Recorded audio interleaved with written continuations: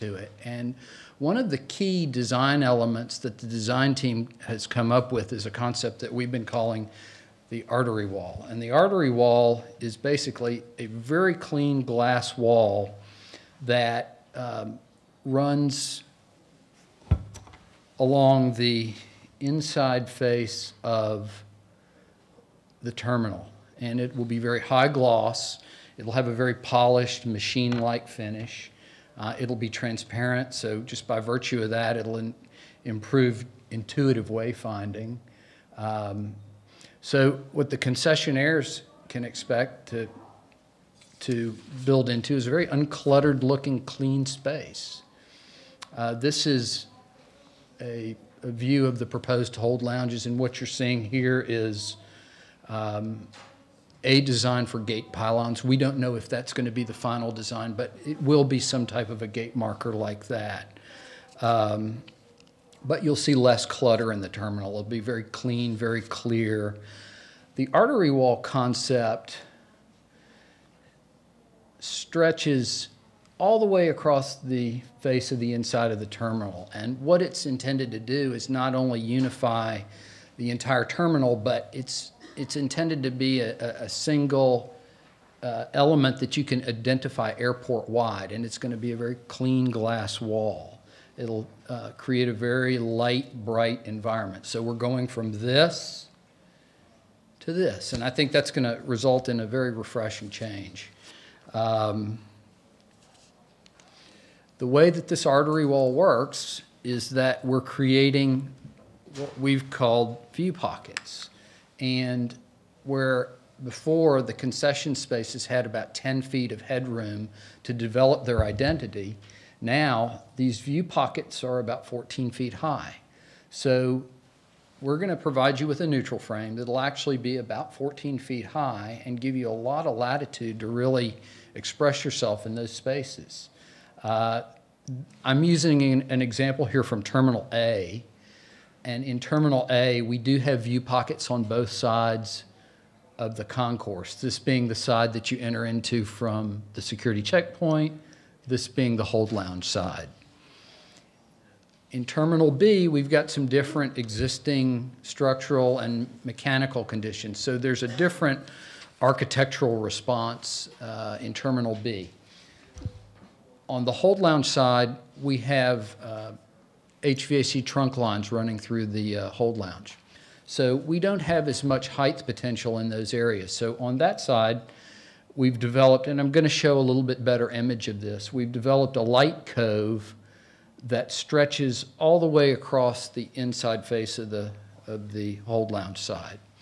And we feel like that'll give concessionaires a sort of a highlighted window box to express themselves.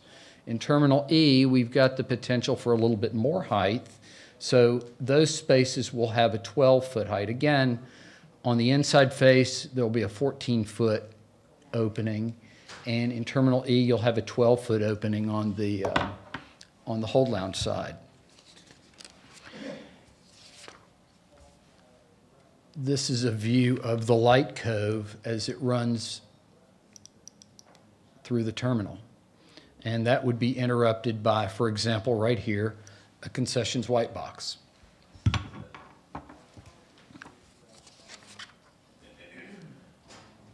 So then we have three different design conditions, and I'm going to give you a brief description of each.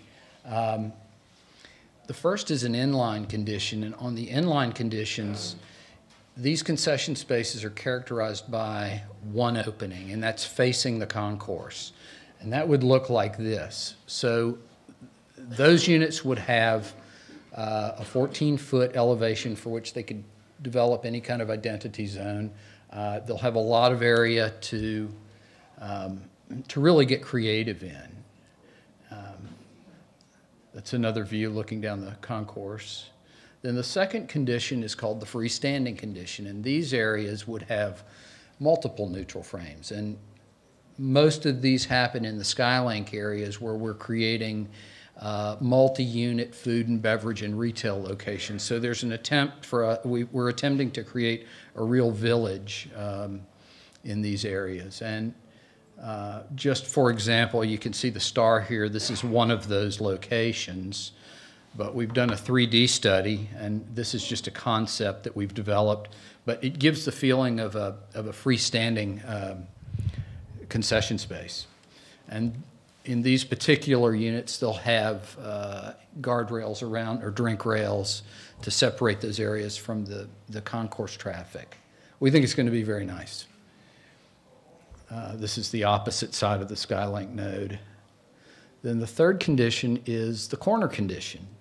And these are also distinguished by 2 openings, and most of these happen at your exit locations.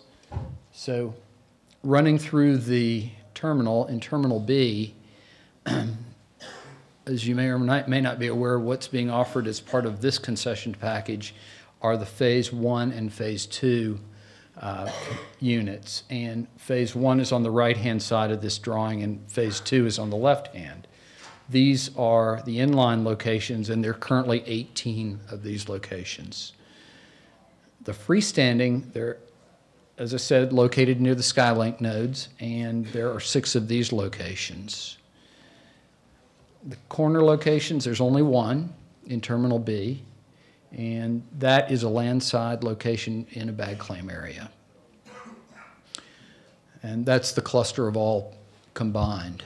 So moving to Terminal E, we have a smaller area that we're presenting as part of this RFP. It's all part of the Phase 2 program. And in this area, you've got, in this terminal, you've got 6 inline locations. You've got 1 freestanding location. And you've got 1 corner location. And that's the cluster there. So now I'm going to present some concepts that are still work in process. None of this has really been worked into our project budget, but we anticipate that at some point it will be, and there are some very exciting things here. So we want to go ahead and give you an idea of what's on the horizon. Every concessions unit will get a 3x3 standard blade sign in the center third of their concession unit. And that's not a preliminary thing. That is actually been budgeted for. So all of these concessions units will have blade signs. These are the inline units with the blade signs. These are freestanding locations with the blade signs. So we feel like, you know, there's a lot of challenges visually in this terminal since they're all radial. They do present some challenges visually, but we feel like this will make the concessions unit much more visible. This is a corner location with blade signs. Then we've got a standard gate pylon, and in a minute I'm going to show you a slide where all of these parts and pieces are put together. In our hold lounge right now, we're looking into the possibility of a dynamic touchscreen type concessions kiosk. And this is a very preliminary study, but the idea being that in every hold lounge, a passenger would have the ability to walk up to this touchscreen and drill into multiple layers of concessions information. You might, for example, be able to order food from a restaurant and have it delivered right to the gate. So this is a new concept, and we are looking very seriously at having that implemented into the plan. We call this a stop and shop concept because there's a long dwell time at these kiosks. That would be what they look like in the hold lounge, and they would be two-sided, so 2 people could stand on either side and operate at one time. We will be developing some what we're calling just ahead signage through the concourse. That'll happen about every 4 or 5 gate locations, and that will give passengers an idea of what's just around the corner. So we want to we want passengers to have a very good awareness of what is coming up, what's available. We call these grab and goes because a passenger that's running for a gate can easily spot this and know what's up ahead. And that's a view of that particular marker. So when we put all these pieces together, as you can see, we made some efforts to really minimize the amount of signage in the terminals. So you've got your blade signs, your just ahead signs, concessions awareness kiosks, and gate pylons. So all in all, it's going to be a much cleaner terminal than it is now. So finally, there's a tenant design manual that we've developed, and this will provide you with special conditions that exist in these lease spaces. And it'll give you a very good idea of what's existing in the space, how you build out the space, and what the space will look like when you occupy it. And the manual has a very easy to read, easy to follow, lead by example guideline for all of the concessionaires. And we have a lot of very good 3D material in this manual. So we feel like it's very open-ended, and all of the concession spaces will have a lot of latitudes for some really creative design. And the manual is on the website at dfwairport.com concessions.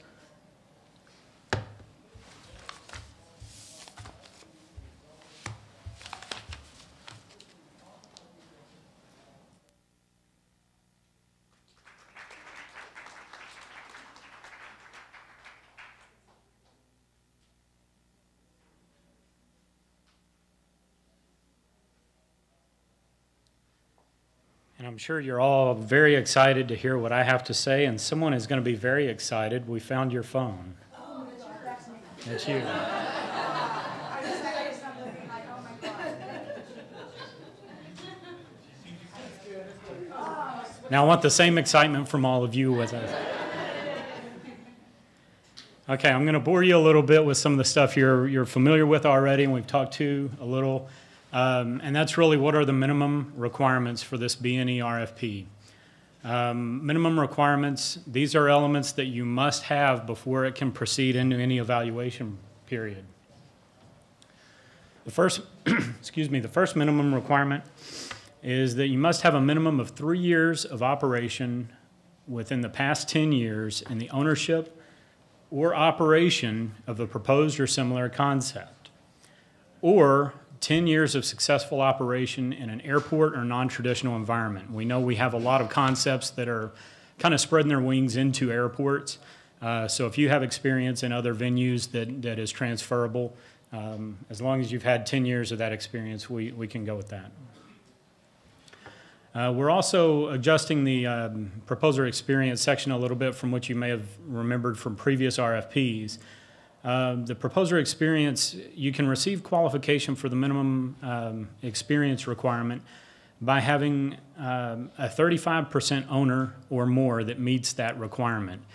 Previously, we said it had to be the majority partner that meets the requirement, but we understand some of the dynamics there, so we've reduced that to a 35% ownership. If it is 50-50% ownership or 51-49, obviously either of those partners can qualify. But anyone 35% or more, make it easy on us. Tell us who you're bringing with the experience, what their experience is, what percent ownership they have. Make it a no-brainer for us to pass you on that element. Now, the difference is if we're evaluating your ownership experience based on your 35% owner, your financials will still be evaluated based on your majority partner, your majority ownership. So a little bit of difference. So we are going to look at both of those, make sure it's very clear to us as to who is in each section. You also have to have a proposal deposit. This must be in a cashier's check or a certified check. It is one deposit for the entire package, regardless of the number of locations in that package. We do cash those upon receipt. It is very important that you register with our iSupplier website, and the reason you have to register with that is that helps us process the check. In the event you are not selected, you will receive a refund of that check. If you are selected, obviously that goes toward your security deposit, your bonds, until you get bonds in place.